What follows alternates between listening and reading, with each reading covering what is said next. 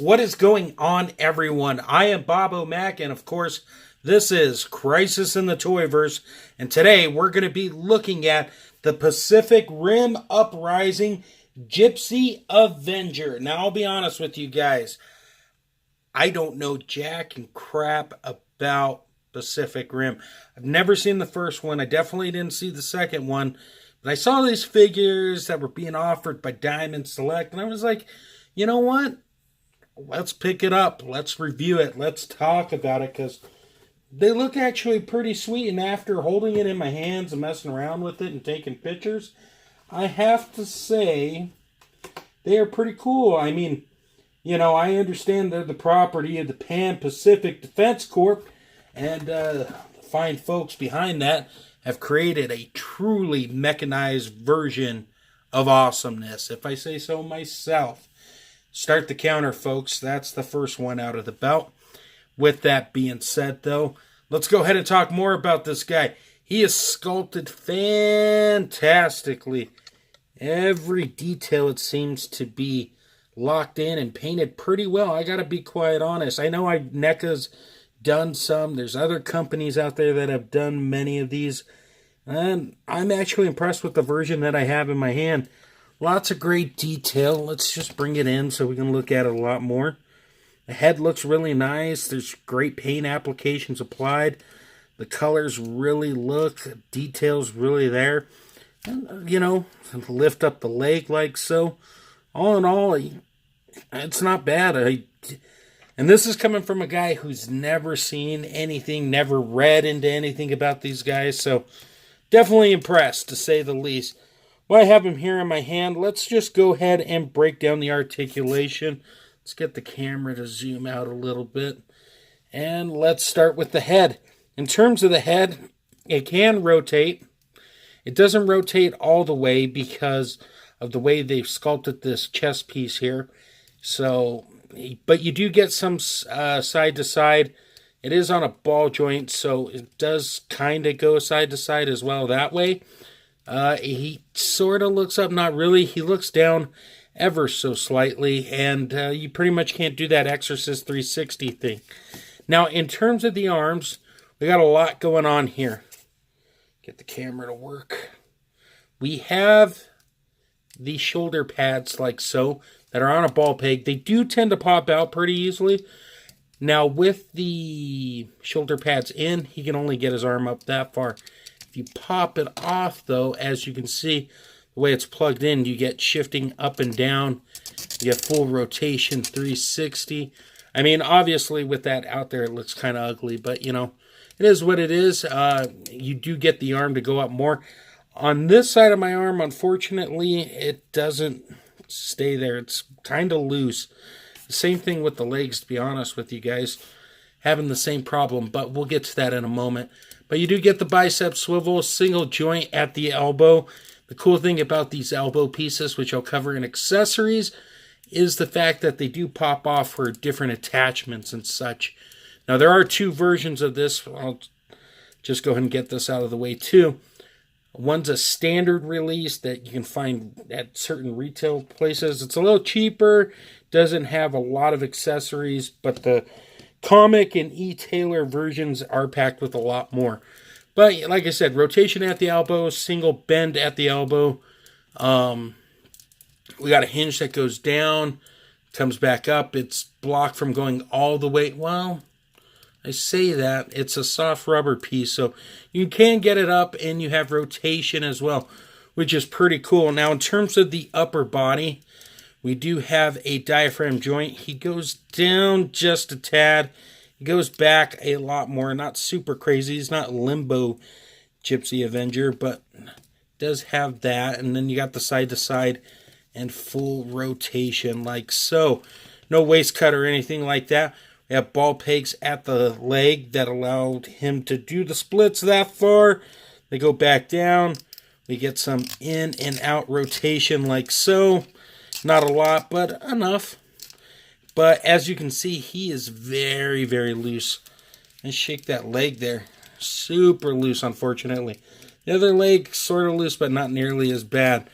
You can kick forward. You can kick all the way back. We got a double bend at the knee. Now, it does look a little off just with this piece here not connecting right or whatnot. It does look a little wonky, but it still works, so it's not a big complaint. We also have a hinge at the foot that goes up like so, goes back ever so slightly, and we do get a bit of ankle rocking. And of course, we do have peg holes at the bottom. So no, it's not bad. I think the articulation works for what it is. On the package, it says 16 points. I know there's people who are dying for better articulation. But at the same point, this works for me. I don't have any bigger monsters for it to go against, so it is kind of out of scale with this pop-up to a degree. But if you use your imagination, you can have anything happen, as Reading Rainbow taught. So here we are with the let's accessories. Go ahead and talk about as accessories you can and see, go from we there. are loaded with fists, hands, blasters, and blades, just to name a few.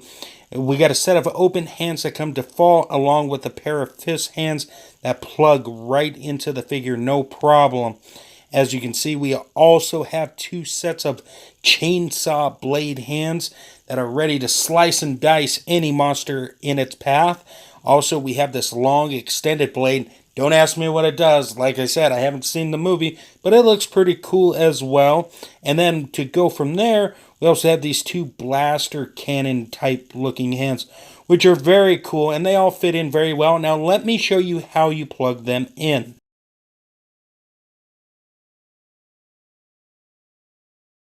So now that we've talked about the accessories, let me show you how to use them. Now, both arms do this. I'm only going to showcase it on this one. You got to work at it a little bit. But the arm pops out, as you can see with the peg. There's the peg hole. Shoulder piece fell out, obviously.